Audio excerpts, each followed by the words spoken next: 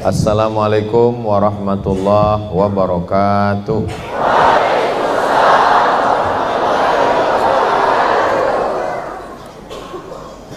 Memang cantik burung balam,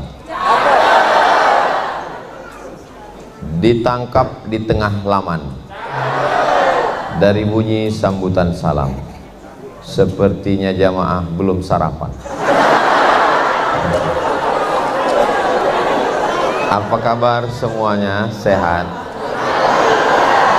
Alhamdulillahirabbil alamin. Yang sama kita hormati guru kita, sahabat kita, sahabat dakwah Sanju Yedo Oksa. Saya kalau didekatkan dengan beliau, saya jadi muda lagi. Ibu Mawar, kemudian host kita pada hari ini, orang-orang tua, guru-guru kita, sahabat yang tidak dapat saya sebutkan satu persatu, hadirin hadirat, semua yang hadir ini semuanya dimuliakan Allah Subhanahu. Amin ya rabbal alamin. Ada yang warna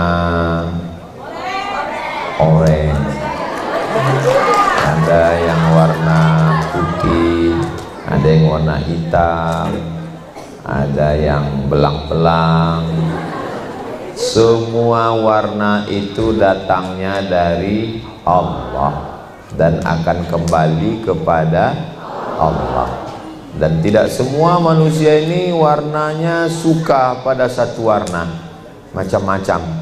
Justru dengan itulah ada keindahan-keindahan. Betul? Tapi jangan omongan saya ini ditarik ke LGBT. Tema kita sudah terlalu jauh. Oh, memang betul. Dari Pekanbaru ke Jakarta, dari Jakarta ke Kendari, dari Kendari ke Bau-Bau, dari Bau-Bau nanti lanjut ke Makassar, dari Makassar ke Jakarta, pulang ke Pekanbaru. Memang sesuai tema ini. Kita memang sudah terlalu jauh. Saatnya kita kembali ke Allah. Mati dong.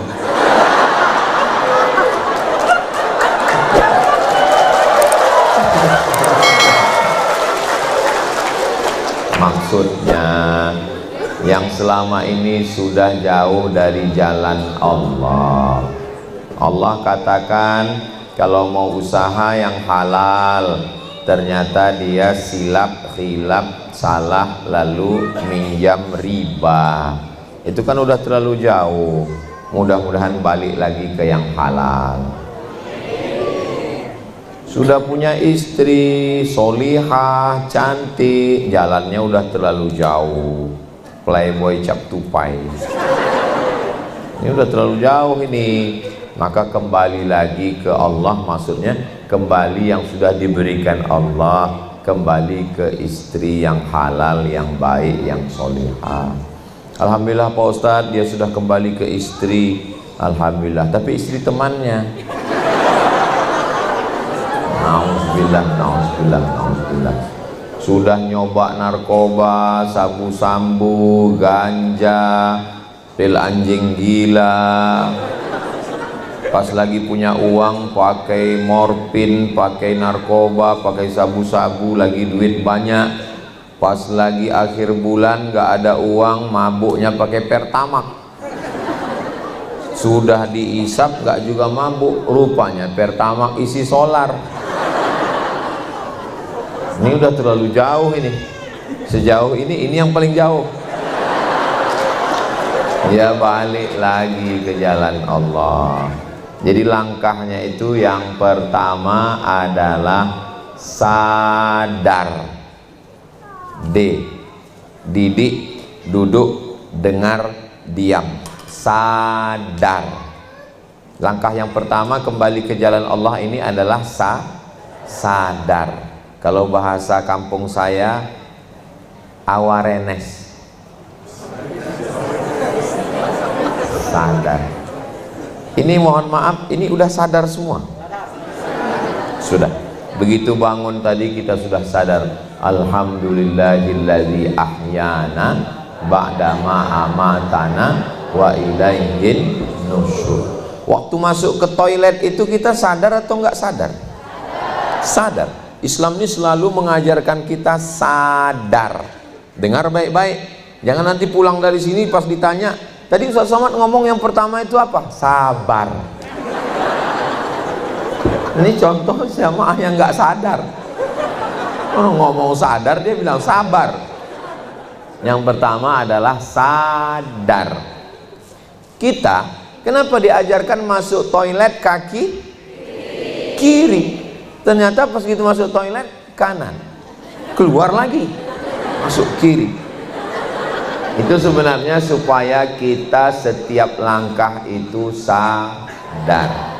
Mau makan, buah-buahan banyak sekali. Ada semangka, ada jeruk, ada anggurnya aja sampai 3 warna. Ada hijau, ada hitam, ada merah. Tadi waktu saya sampai pertama, wow. Tapi saya lihat Bang Sanju nggak makan. Bu Mawar pun juga diam. Nggak mungkin saya ambil sendiri kan. Saya kan menjaga harga diri juga kan. Jadi saya sadar itu semua. Saya sadar bahwa kamera kalian nyala.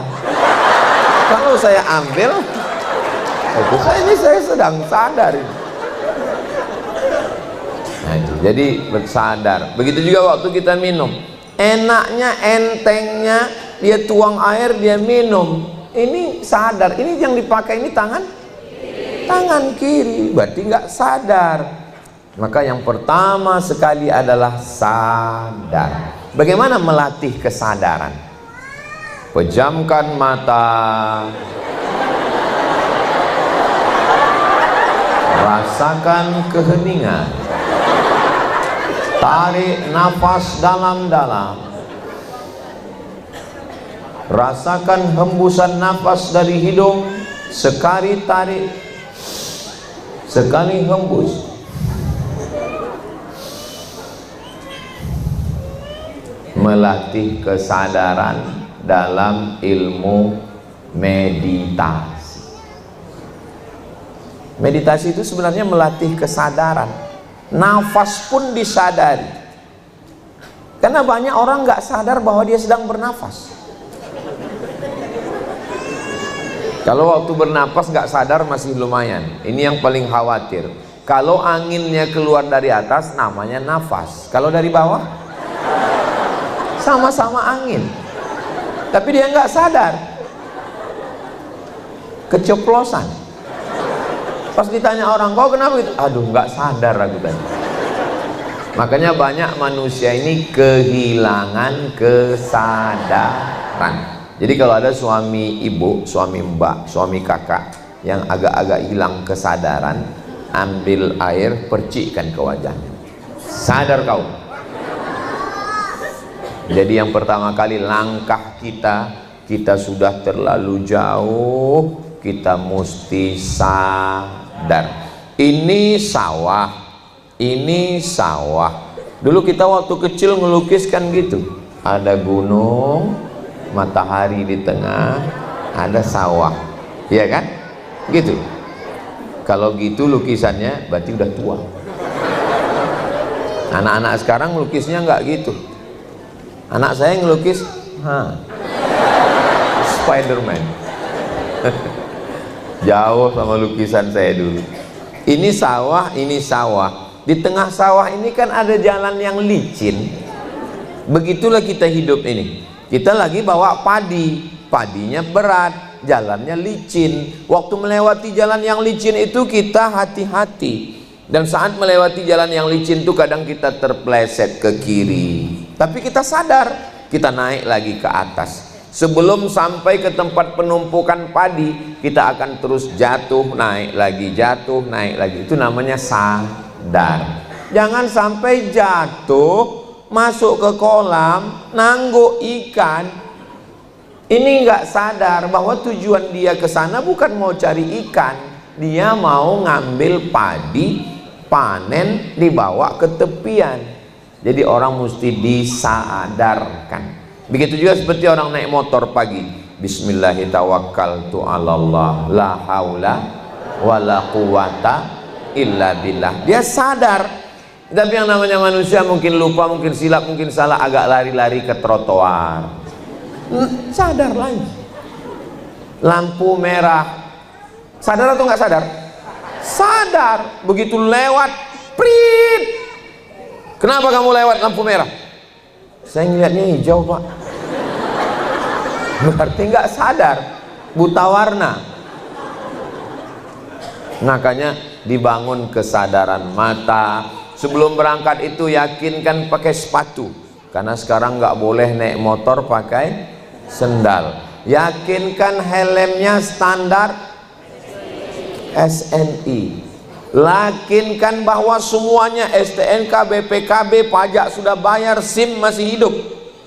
Setelah itu naik, Bismillahirrahmanirrahim, la haula wala quwata illa billah. Penuh dengan kesadaran. Orang yang kecelakaan itu biasanya nggak sadar, tiba-tiba jatuh, dan ketika ditanya, iya memang aku tadi agak kurang sadar, aku pun nggak sadar bahwa udah bangun tidur.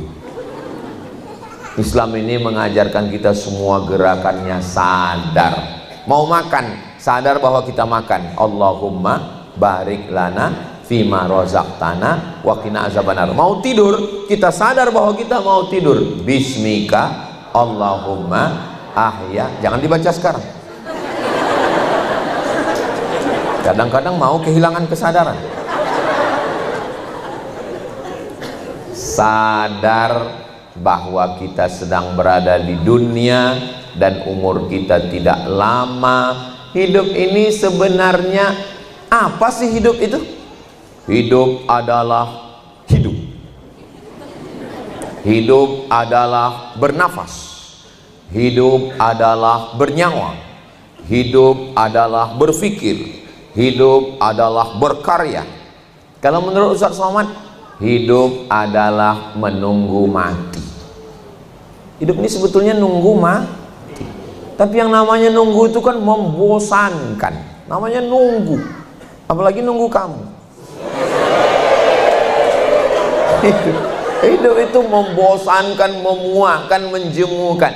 Karena yang namanya nunggu mati itu membosankan, biar nggak terasa lama, akhirnya Allah mengirim bidadari dari surga. Kayak udah nikah aja. Dek, sebetulnya hidup ini membosankan. Biar supaya nggak terlalu membosankan, Allah ngirim kamu. Kenapa? Karena kamu lebih membosankan dari hidup.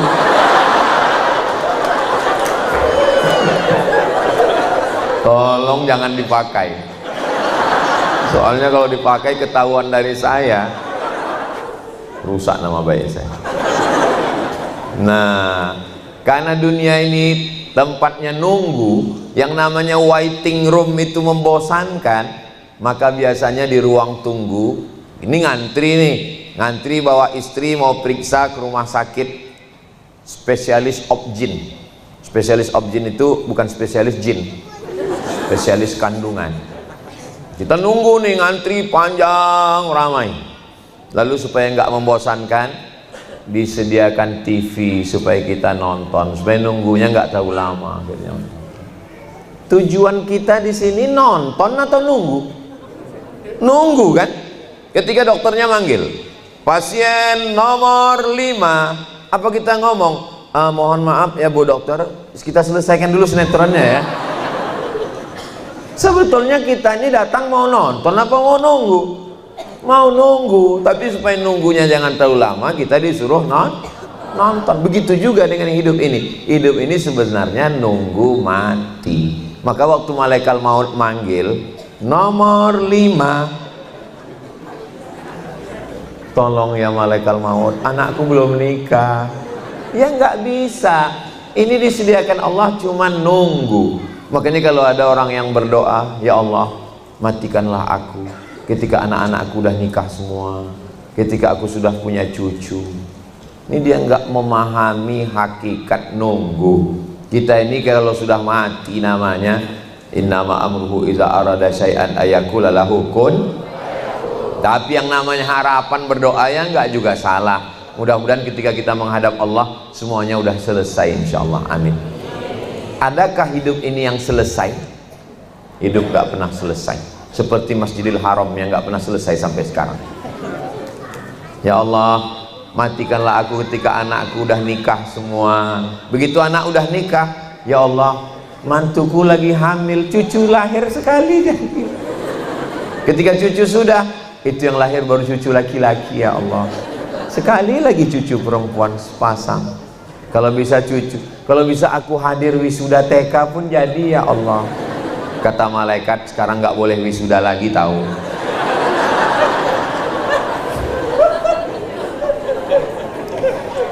Jadi yang pertama, kalau kita mau kembali ke jalan Allah adalah sadar.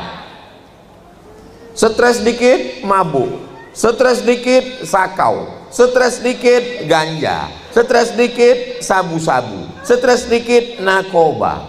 Kenapa orang mabuk? Orang mabuk mau lari dari kenyataan. Nggak sanggup dia menghadapi kenyataan yang berat. Akhirnya begitu berat, mabuk. Setelah sadar, mabuk lagi. Makan pil tidur. Setelah bangun, makan lagi. Kalau hidup cuman lari dari kenyataan, bagus kau mati. Betul? Hadapi kenyataan. Ini banyak juga nih teman-teman kita, asal pagi jogging. Pasanya, kau suka kali jogging? Aku memang mau lari, man. Lari apa? Lari dari kenyataan. Sadar. Saya sadar bahwa saya Abdul Somad. Saya adalah hamba Allah. Saya sadar bahwa saya masih dikasih Allah hidup. Saya nggak tahu kapan saya akan mati. Saya sadar bahwa dunia ini hanya tempat persinggahan. Saya sadar bahwa selagi darah masih mengalir, jantung masih berdetak, napas masih berhembus, berarti saya masih diberi kesempatan untuk beramal soleh. Dan kita sadar sesadar-sadarnya. Tapi yang namanya manusia ya juga kadang saya lupa.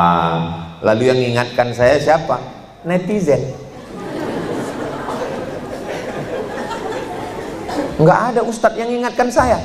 Ustadz, tuan guru, kiai, Habib, ingatkan saya ya. Mereka nggak ingatkan saya. Habib ingatkan saya. Alah, ini kan ustadz. Ustadz ingatkan saya lah. Sesama ustadz dilarang saling mengingatkan. Guru ingatkan saya. Ustadz Somad kan juga guru. Yang mengingatkan saya adalah netizen. Maka terima kasih netizen.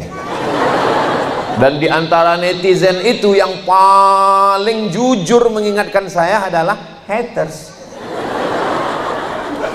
Makanya Instagram saya yang followernya 9 juta itu, maksudnya yang belum follow itu 9 juta, itu setengahnya haters. Ketika saya naik motor, apa kata dia? Katanya Ustadz hidup sederhana, tapi pakai moge mahal. Akhirnya saya pun jelaskan, ini punya jamaah bro. Jadi yang paling jujur adalah pembenci. Terima kasih haters. Semoga kalian di neraka jahanam semua. Nggak boleh. Kadang teman kawan kita itu mau nyanjung kita, memuji-muji kita, akhirnya kita lupa. Siapapun yang mengingatkan kita baik, mudah-mudahan haters dapat hidayah. Enak kali dia. Udah di dunia ngejek-ngejek kita, di akhirat masuk surga. Pas masuk surga tanya, kamu dari mana? Saya dari Kendari. Jamaah ya? Iya. Satu lagi, kamu siapa? Saya haters. Hah?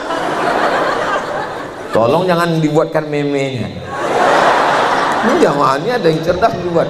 Ustadz Somad ketika ngelihat haters masuk surga. Hah?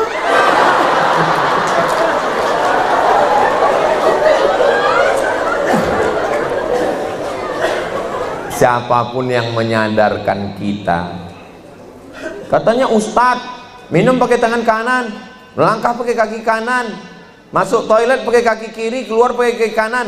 Tapi dari tadi ngomong mikrofonnya pegang tangan kanan, yang nunjuk tangan kiri. Sadarkah saya bahwa peci saya miring? Enggak. Pencinta saya nggak akan pernah mengkritik, Ustadz Somad pecinya kok miring. Orang soleh memang begitu. Tapi kalau dia jujur, dia akan mengatakan, Ustadz itu pun nggak sadar kalau pecinya miring. Terus kita kirim foto ke dia, dikirimlah foto. Akhirnya Ustadz pun tahu. Mungkin itu juga alasan kenapa tiang kita ini kaca semua.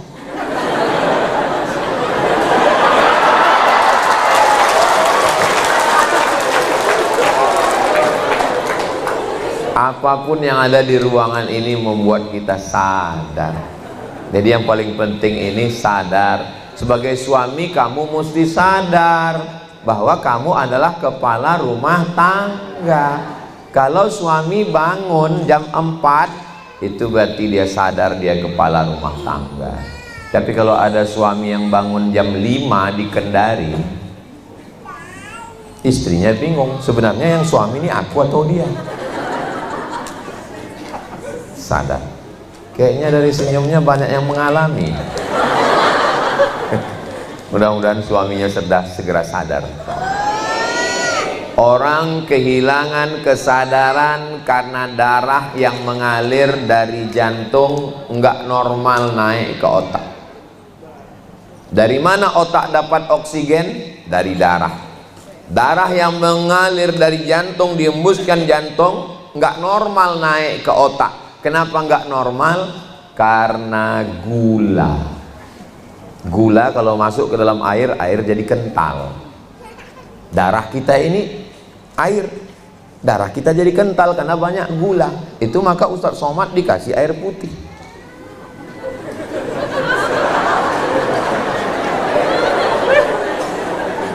Minuman yang paling sehat adalah air putih.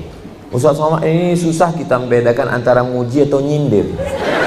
Berarti jamaah nggak sadar. Kalau dia sadar, dia paham. Ustadz Somad itu hari ini sedang mengatakan jangan banyak minum gula. Karena tadi saya dikasih minum gula, ini sekarang dikasih gula. Siang gula, malam gula. Darahnya kental. Kalau darah kental, jantung berat, tersumbat, akhirnya kurang oksigen, mikirnya lambat. Makanya orang makan pil pencair darah. Apalagi yang membuat darah menjadi kental? Minyak, gorengan. Kurangi makan gorengan. Tapi saya suka makan bakwan. Makan buah, minum air putih, rajin olahraga. Jangan ada santan di antara kita. Sekali-sekali boleh, nggak salah. Kehilangan kesadaran fisik disebabkan oleh materi, oleh santan, oleh gula. Maka kita pun juga bisa hilang kesadaran kalau kita tidak mendekat kepada orang-orang soleh, orang baik. Kalau punya teman yang selalu mengingatkan, kita ini akan mati bro, kita ini akan mati besti, kamu kok nggak sholat, kamu kok nggak puasa, kamu kok nggak zikir, kamu udah baca Quran hari ini, kamu kok nggak ngikut pengajian. Kalau punya teman baik seperti ini, jangan dikubur sebelum mati.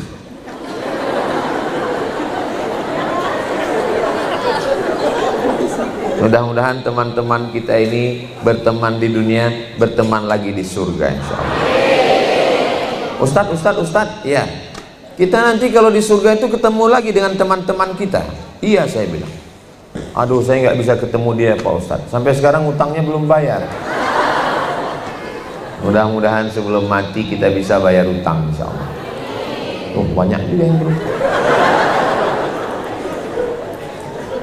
Jalan yang pertama adalah sadar, menemukan titik balik. Mutar sana, mutar sini, nongkrong sana, nongkrong sini, kongko sana, kongko sini, touring sana, touring sini, main sana, main sini. Iya, kalau menemukan titik balik dan kesadaran. Nongkrong sana, nongkrong sini, sakau sana, sakau sini, mati. Innalillahi wa inna ilaihi raji'un. Mudah-mudahan kita selalu sadar. Setelah sadar lalu kemudian taubat. Cara taubatnya Pak Ustadz, mandi taubat. Mandi taubatnya di mana Pak Ustadz? Di kamar mandi. Tadi sebelum ke aula ini kami lewat kolam renang. Nggak tahu apa mereka mandi taubat, wallahu a'lam.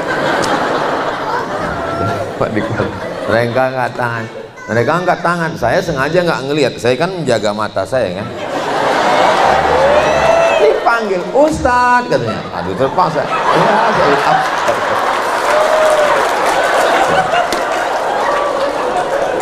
maksudnya kalian walaupun hormat sama Ustadz, tapi kalian kan sedang di kolam renang. Janganlah kalian panggil. Saya kan gimana jadinya? Mau nggak ngambaikan tangan rasa nggak sopan, katanya sombong. Jadi akhirnya saya lambaikan juga. Ya. Mandi taubat di kamar mandi boleh, mandi taubat di kolam renang boleh, apalagi tinggal di Kendari, pinggir laut, tengah laut Pak Ustadz, afdol. Kalau orang Kendari taubat mandi di tengah laut, bukan cuma dosanya hilang, orangnya hilang. Mandi taubat. Saya niat mandi taubat karena Allah Ta'ala. Ma min muslimin yuznibu dzamban, kalau ada orang silap, salah, khilaf, summa yatatahhar, mandi. Yang nggak bisa mandi jangan paksakan. Mana tahu sakit. Mungkin bukan kita, keluarga kita, saudara kita, paman kita, ayah kita, kakek kita diponis sama dokter. Ini nggak boleh mandi. Jangan dipaksakan. Jangan nanti kamu mentang-mentang udah ngaji, mesti mandi. Dokternya udah bilang jangan mandi. Kalau mandi dok, kalau mandi mati. Jangan dipaksa mandi. Apalagi bapak-bapak, istrinya yang sakit. Kata dokter, ini kalau mandi mati, mesti mati. Mana kasih sayangmu? Kalau nggak bisa mandi, wudhu. Wudhu pun nggak bisa karena ini sakit tulang akut. Tayamum nggak bisa Pak Ustadz. Mana ada orang nggak bisa tayamum? Nggak bisa tayamum, ditayamumkan. Ambil debu, tapak tangan, hembus, usap ke wajah sekali. Begitu cara tayamum. Ambil, hembus, usap ke wajah sekali. Bukan debu tuh kau ambil kau gini-gini. Nanti saya buatkan tutorial tayamum. Ini kadang kita beda ini antara orang ngajar atau benci. Dah. Hanya wajah dan tangan saja. Mazhab Syafi'i sampai siku. Kalau di sini banyak kabel-kabel opnam di rumah sakit, pakai mazhab Maliki sampai sini saja. Cincin jam tangan lepas supaya debunya sampai. Setelah itu sholat sunat taubat. Bagi yang pakai usolli sunat taubat. Yang enggak pakai usolli, ya dia nggak pakai usolli, nggak usah kelahi gara-gara usolli. Allahu Akbar. Yang pakai Allahu Akbar kabira, Allahu Akbar kabira, walhamdulillahi katsira, wa subhanallahi bukratan wa asila. Yang pakai Allahumma ba'id baini wa baina khataayaya kama ba'adta bainal masyriqi wal maghrib. Yang baru taubat nggak tahu iftitah, langsung Fatihah. Bismillah. Auzubillah dulu. A'udzubillahi minasyaitonirrajim. Bismillahirrahmanirrahim. Alhamdulillahi rabbil alamin. Ayatnya Pak Ustadz macam banyak aja hafalan. Orang yang nanya ayat apa itu hafalannya banyak. Ya kul huwallah lah, apa lagi? Kul huwallah. Kul mobil falak aja macet. Nanya ayat apa? Kul huwallah, inna a'toina wal asri. Kuliah aja mau putar-putar. Dah kul huwallah. Habis itu rakaat kedua setelah salam, mandi taubat, sholat sunat taubat, beristighfar. Astaghfirullah Rabbal baraya, astaghfirullah minal khataya, Rabbi zidni ilman nafi'a wa wafiqni amalan salihah. Saya istighfarnya nggak pakai nyanyi-nyanyi kayak Ustadz Somad, nggak usah pakai nyanyi. Astaghfirullahaladzim alladzi la ilaha illa huwal hayyul qayyum wa atubu ilaih. Saya istighfarnya kalau pakai suara nggak khusyuk Pak Ustadz, saya dalam hati.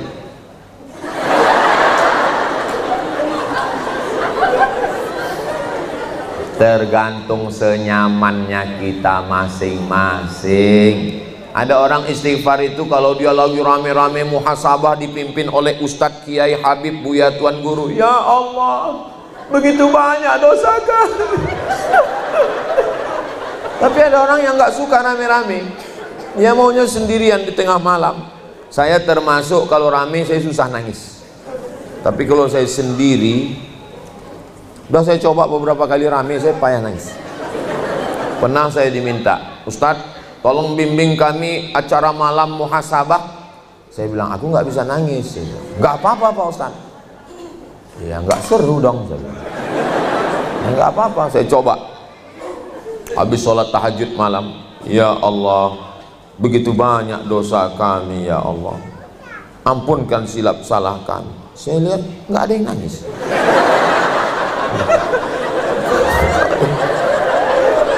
Saya itu udah 5 menit nggak ada yang nangis. Kok nggak nangis orang ini? Lama-lama sedih saya. Saya sedih bukan karena dosa itu, karena orang ini nggak nangis. Lama-lama nangis juga saya. Nangis saya di akhir itu. Akhirnya orang itu pun nangis. Selesai hidup lampu lagi. Biasa muhasabah lampu diredupkan. Malam Ramadan hidup lampu lagi. Saya nanya, kalian kok nangis? Kami pun nggak tahu Ustaz. Saya kalau nangis itu kalau cerita tentang ibu. Maka kalau disuruh cerita, ada 2 selalu pengajian yang saya hindari. Pertama kalau judulnya tentang ibu, yang kedua tentang nabi. Nah itu kalau udah ibu, nabi. Kenapa saya nggak mau nangis waktu ceramah? Kalau saya nangis, jamaahnya nangis, terus yang ngaji siapa? Itu nggak saya mau. Jadi pas maju di sini saya lihat judulnya, kita sudah terlalu jauh, saatnya kembali ke Allah. Alhamdulillah. Berarti tidak 2, bukan ibu, bukan nabi. Tapi kalau udah cerita nabi meninggal, sudah berat sudah.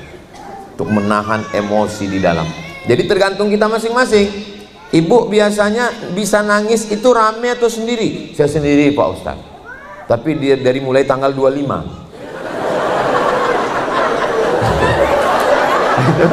Memang ada model begitu. Jadi Bu Mawar kalau mau buat pengajian, dibuat dulu surveinya Bu. Di tanggal-tanggal berapa hati mereka lembut. Awal bulan. Masya Allah. Nah, jadi yang pertama adalah sadar. Setelah sadar baru taubat. Jangan dibalik. Banyak orang taubat tapi dalam keadaan tidak sadar. Saya banyak ketemu orang taubat tapi nggak sadar. Saya nih Pak Ustadz, preman tengik. Semua minuman sudah saya coba, dari mulai botol besar sampai botol kecil. Semua perempuan.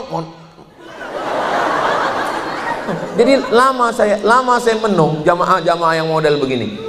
Ini dari omongannya dia sudah taubat tapi belum sadar. Orang taubat nggak begitu. Orang taubat itu malu cerita dosanya, bukan bangga. Ini malah bangga. Saya ini preman dulu Pak Ustadz. Untung saya nggak preman. Kalau saya preman, memangnya kau mau apa? Sadar dulu. Setelah sadar baru taubat. Jangan taubat dulu. Orang kalau taubat, orang taubat dia taubat juga. Orang hijrah dia hijrah juga. Orang ngaji dia ngaji juga, tapi nggak sadar. Ngaji ini membuat kita sadar. Doakan supaya yang ceramah ini juga sadar. Sadar diri, sadar pikiran, sadar kita siapa, sadar kita mau kemana, sadar kita diciptakan dari apa, sadar kita untuk apa di sini, dan pada akhirnya kita semua nanti akan menghadap Allah Subhanahu wa Ta'ala. Ustadz, ya, kalau kita sudah taubat itu semua dosa kita bersih sebersih kecuali hutang. Saya nggak mau pulang dari sini aku sudah bersih. Hutang kapan bayar, bro? Bersih.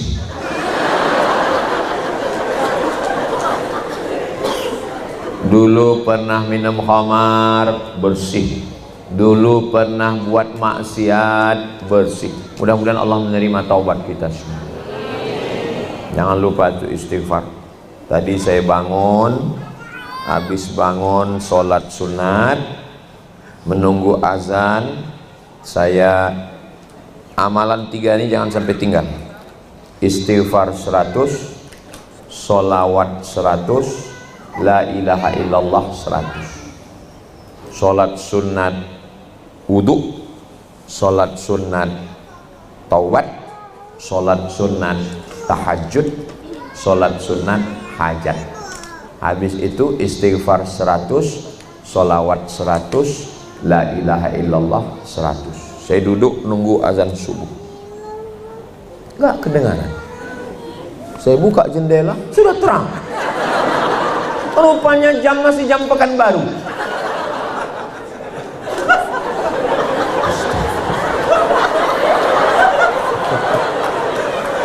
Itulah gara-gara nggak sadar sudah di Kendari. Ditunggu juga. Inilah bahayanya nggak sadar. Kau mesti sadar, Somad. Kau sekarang sedang berada di Kendari. Kau bukan di Pulau Sumatera. Kau sedang berada di wilayah mana gitu? Timur atau tengah? Wilayah tengah. 1 jam lebih awal. Mestinya jam Kostel 1 jam lebih awal dari Pekanbaru. Orang Kendari lebih dulu sholat subuh daripada orang Riau 1 jam. Berarti orang Kendari lebih dulu masuk surga daripada orang Riau. Kalau baik. Kalau enggak baik berarti lebih dulu masuk. Saya enggak ada ngomong begitu. Itu hanya kesimpulan jamaah. Itulah pentingnya sadar. Setelah sadar kita bersihkan diri. Syarat taubat ada 3. An-nadamu fil qalbi, menyesal dalam hati. Wal iqraru bil lisani, nyatakan dengan lisan astaghfirullah. Al itmaru alla ya'uda ilaihi abadan, tekad nggak akan ngulang. Mudah-mudahan kita nggak ngulang lagi perbuatan dosa itu. Tadi Pak Ustadz syarat yang kedua tuh mesti ngomong di mulut. Ngomongnya sama Allah. Ampunkan dosaku ya Allah. Kepada manusia nggak usah ngomong, nggak usah kau ceritakan. Yang sudah ditutup Allah jangan lagi dibukakan kepada manusia.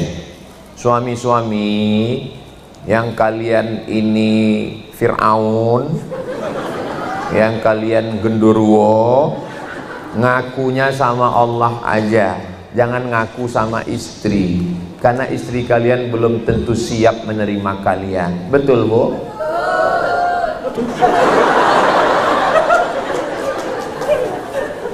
Kalau ditanyanya, kamu dulu sebelum taubat dosanya apa?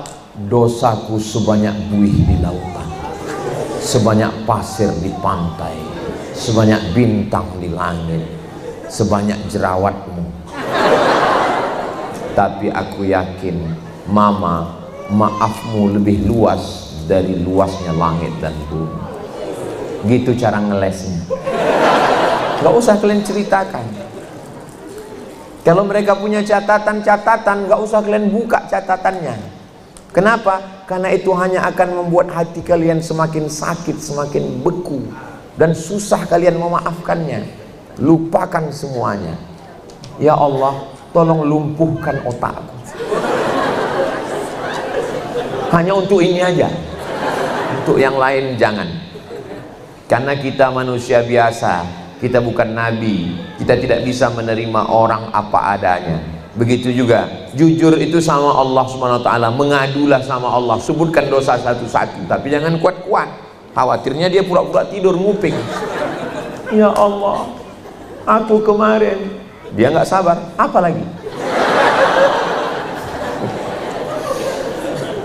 Astaghfirullah Rabbal baraya, astaghfirullah minal khataya.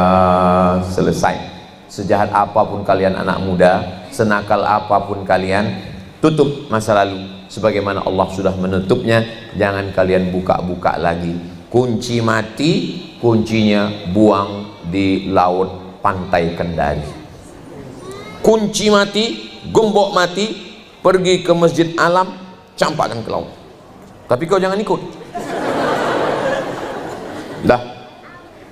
Karena kalau kita bukakan kepada manusia, manusia ini hari ini jadi kawan, besok jadi lawan, hari ini baik, besok jadi tak baik, dibukakannya rahasia menjadi ribah, menjadi namimah, menjadi pembicaraan yang tidak baik, maka mengadunya hanya kepada Allah, yang tahu hanya Allah semata. Begitu juga dengan perempuan-perempuan, kakak-kakak, siapa yang tak pernah silap, siapa yang tak pernah salah. Jangankan kita, Nabi Adam alaihissalam, la taqraba hadhihi syajarah, jangan dekati pohon ini, pohon khuldi, fatakuna minaz zalimin, nanti kamu jadi orang zalim. Fa'azallahuma syaitan, mereka digoda syaitan, silap, salah, khilaf, lupa.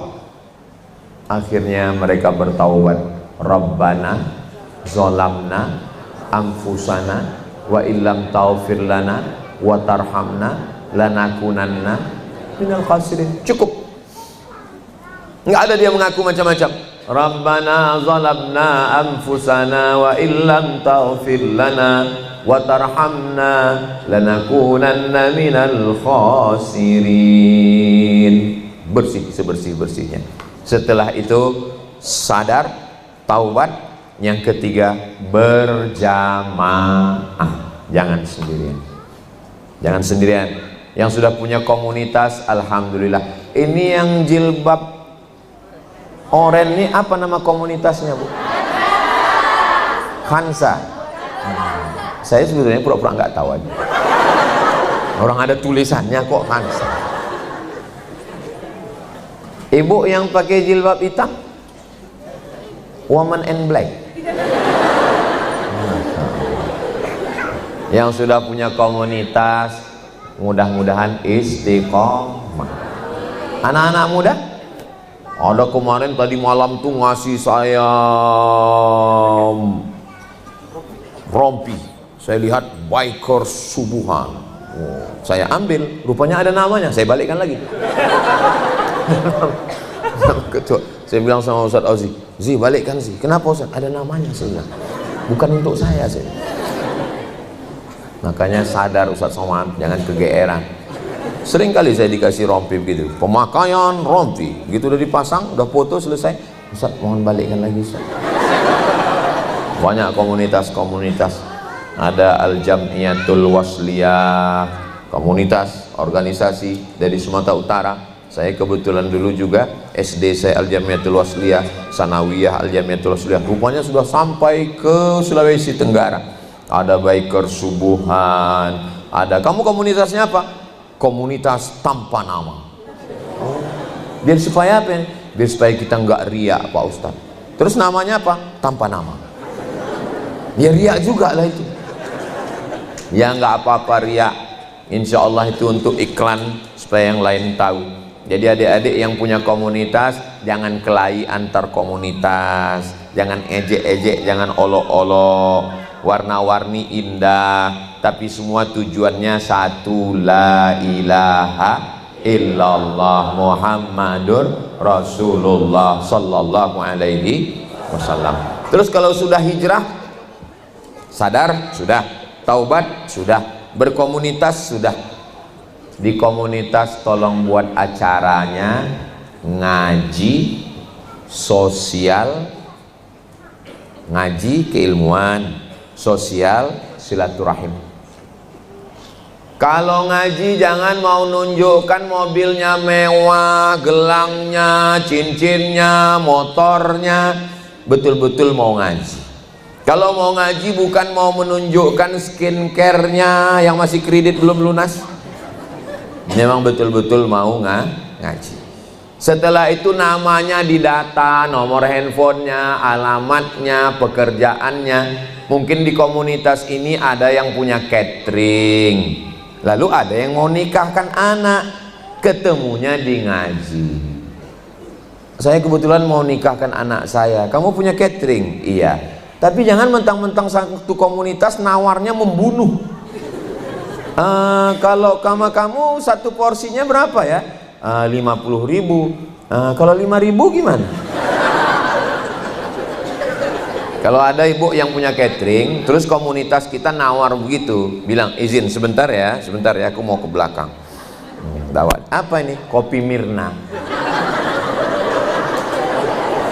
Maksudnya, nggak usah kau tawar, kau bunuh aja aku. Sama-sama satu komunitas itu bukan berarti gratis, bukan berarti membunuh. Ngaji ya ngaji, jamaah ya jamaah, bisnis is bisnis. Mobil dibawa sama tim, ganti 5 ban, 4 ban tambah ban serap, servis. Ustadz, ya kata yang punya katanya gratis. Mana nomor handphonenya? Kalau gratis saya nggak mau lagi servis di situ. Wal awal wal akhir, ini yang pertama dan terakhir. Tapi kalau bayar saya akan langganan ke kamu. Pilih mana? Pilih langganan Pak Ustadz, bayar. Saya nggak mau setiap melihat wajah saya dia gratis. Tengoknya wajah ini gratis nih. Saya nggak mau. Jangan rusak hubungan kita dengan ini. Saya mampir ke rumah makan, oh sup tunjang, nendang banget ini. Akhirnya saya makan. Setelah makan, kata yang punya katanya nggak usah bayar Pak Ustadz. Kasih tahu sama dia, kalau nggak bayar aku terakhir datang ke sini. Tapi kalau bayar nanti aku akan terus sini. Enak ini masakannya. Kalau gitu jalan tengah Pak Ustadz. Apa kata dia? Diskon. Oke. Jangan rusak hubungan kita. Jangan mentang-mentang satu komunitas lalu hukum berubah. Jangan mentang-mentang satu komunitas kita udah pengajian, kita udah satu ustadz, kita udah satu guru, uangmu adalah uangku. Ini walid ini. Enggak benar. Enggak benar. Karena kita udah satu komunitas, kita udah satu ngaji, maka aku boleh pinjam uang ya. Jangan pinjamkan uang ke teman. Uang hilang, teman hilang. Betul? Oh, banyak yang kena korban kayaknya. Aku nggak punya uang. Aku juga lagi sibuk sekarang. Tapi kalau untuk bantu kamu, nih sekedar bantu. Daripada jantung kita naik, gula kita naik, kolesterol kita naik, hanya menagih uang 100.000, periksa ke rumah sakit 500. Lebih banyak nagihnya. Kalaupun mau serius, mudharabah bagi hasil. Kebetulan kita punya Dorsmer cuci mobil. Kebetulan ada grup off-road. Ya cucinya tempat kita supaya uangnya berputar. Keuntungannya untuk apa? Untuk buat rumah tahfiz Quran. Komunitas-komunitas mesti berpikir 3. Silaturahim sudah terjalin, ekonomi keumatan, dan ada program sosial. Ustaz Somad ini ngomong aja sosial. Saya menggratiskan anak 1 tahun 25 orang, SMP 75, SMA 25, 75 tambah 75 150 gratis. Duitnya dari mana? www.youtube.com.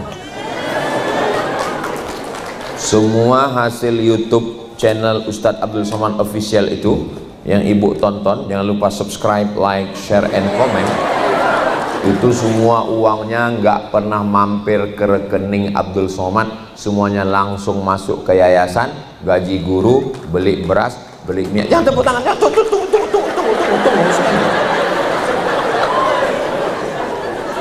Ngapain Ustaz ceritakan? Itu kan jadi riak. Saya ceritakan supaya menjadi inspirasi buat yang lain. Saya ceritakan supaya jangan ada fitnah ke saya. Ini banyak orang fitnah saya, Abdul Somad mobil baru, itu pasti duitnya dari YouTube. Kau tahu dari mana? Suara knalpotnya, tuk.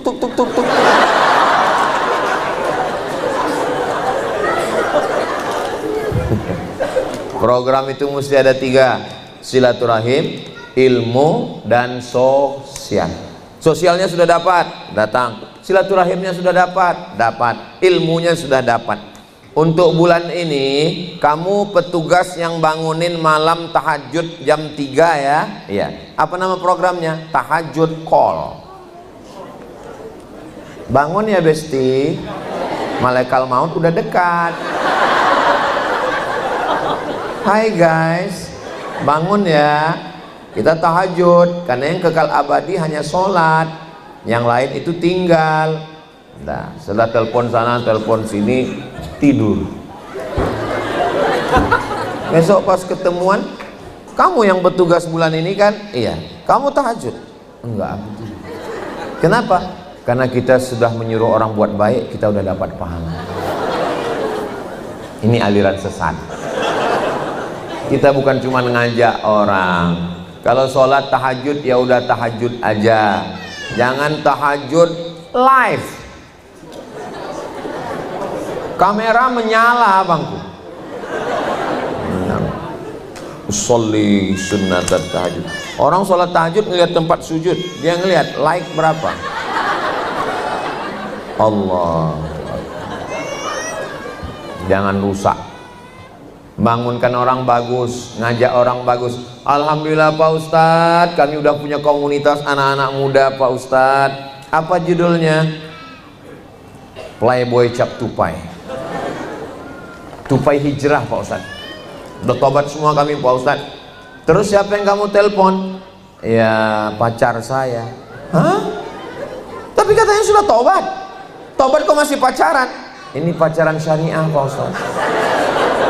Kami pun manggilnya sholat ya ukhti. Bulan pertama ya akhi ya ukhti. Bulan kedua ya abi ya ummi.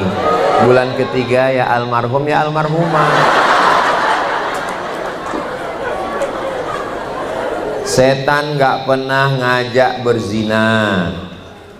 La taqrabuz zina. Jangan mendekati zina. Setan gak pernah mengajak ayo berzina, enggak. Dia awali dari satu grup, tukar-tukaran nomor, ngajak informasi pengajian, berawal dari tukar-tukar curhatan, berakhir pada tukar cairan. Ustaz ngomongin jangan begitu Pak Ustaz, menjijikkan. Mendengarnya aja menjijikkan, apalagi melakukannya. Ya Allah selamatkan kami semua dari perbuatan maksiat. Ustaz nggak layak ngomong begitu Pak Ustaz, ngomongnya aja nggak layak, apalagi melakukannya. Kamu kenapa call dia? Kamu kenapa tukar handphone sama dia? Kamu kenapa hubungan dengannya? Dia udah macam abang saya, dia udah macam saudara saya, dia sudah macam keluarga saya. Berawal dari macam, berakhir dengan macam-macam. Waspada. Saudara yang dimuliakan Allah SWT, kalau ada satu grup pengajian, satu ngaji, satu ustadz, satu grup, satu kelompok, satu komunitas mulai memuji-muji, kamu seperti bidadari ya. Kamu nggak pakai make up tapi kelihatannya bekas cahaya wudhu ya, cahaya tahajud ya. Kalau dia bukan ayahmu, dia bukan kakekmu, dia bukan abangmu, dia bukan adikmu, dia bukan suamimu, dan dia bukan keluargamu, yakinlah dia buaya darat. Dosa perempuan bukan membuka aurat. Dosa perempuan bukan membuka rambut. Itu udah jelas dosa. Dosa perempuan adalah mesra kepada orang yang tidak layak untuk dimesrai. Kapan kita pengajian lagi? Nggak tahu. Kira-kira nanti di hotel mana ya? Tanya aja tim. Ustadz Somad jadi nggak datang, bukan urusan saya. Memang zaman sekarang mesti jutek. Kamu nanti datang ngaji? Iya.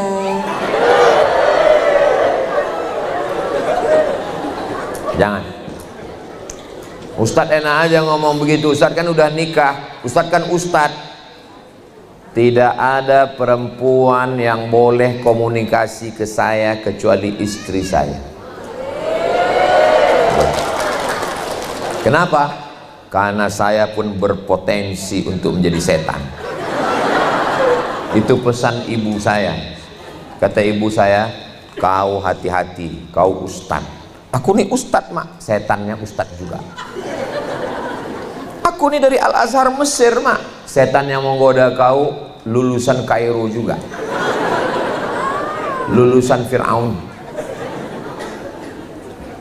Semua ada peluang untuk melakukan perbuatan dosa.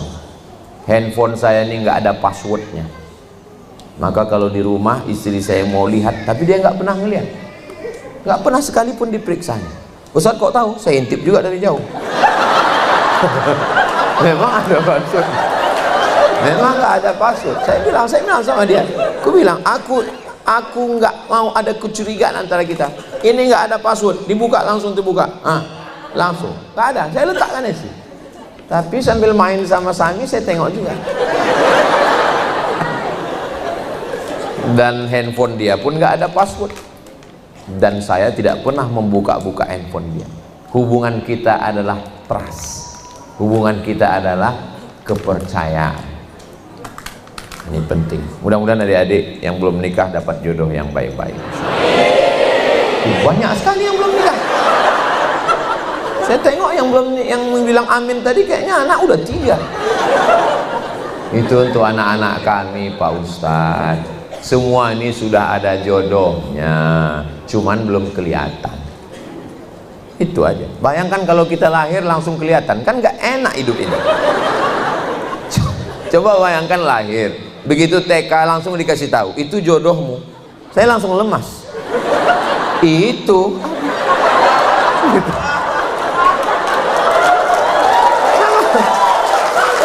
Allah itu ngasih surprise. Allah itu ngasih surprise ke kita, makanya jodoh itu disembunyikannya. Cuman kadang kita ini semua maunya nyata, semuanya mau kelihatan. Ya dirahasiakan Allah, biar supaya apa? Surprise. Supaya nanti kalian waktu menikah, wow. Semua akan indah pada masanya, Besti. Nah, setelah kita sadar, lalu kita bertaubat dan kita punya komunitas yang selalu mengingatkan kita. Saya setiap bulan kumpul, namanya Yayasan Tabung Wakaf Umat. Setiap bulan kumpul, namanya Yayasan Pendidikan Hajah Rohana. Ada majelis ilmu. Saya kasih tahu ke kawan saya, kalau aku salah, postinganku salah, ngomongku salah, kasih tahu aku. Tapi tolong jangan di depan jamaah. Aku nih profesor doktor. Hilang harga diriku. Kau kalian jaga juga. Kalau aku salah, jangan kalian komen. Kalau haters enggak apa-apa, mereka kan memang setan. Tapi kalian teman-temanku, gue bilang jangan. Nah, jadi kita ini juga jaga privasi kita, jaga diri kita. Memang ini istri, rumah kita itu bukan berarti seperti hall, ada sekatnya. Ini ruang tamu, kawan, sahabat, tapi ada lebih privasi lagi, ruang dapur. Di dapur kita, tamu nggak mungkin ke dapur. Yang ke dapur itu keluarga, mertua, kawan, asisten rumah tangga. Tapi ada yang lebih spesial lagi, kamar. Yang di kamar itu istri. Tapi ada yang lebih spesial lagi, toilet. Masa sama istri? Itu kita sendiri. Kalian yang belum nikah, yang kalian pikir orang yang udah nikah ini sama istrinya, sakit itu. Jadi kita ini juga ada privasi. Kamu moto saya di sawah, silakan. Kamu moto saya waktu mancing, silakan. Kamu moto saya dengan anak saya, silakan.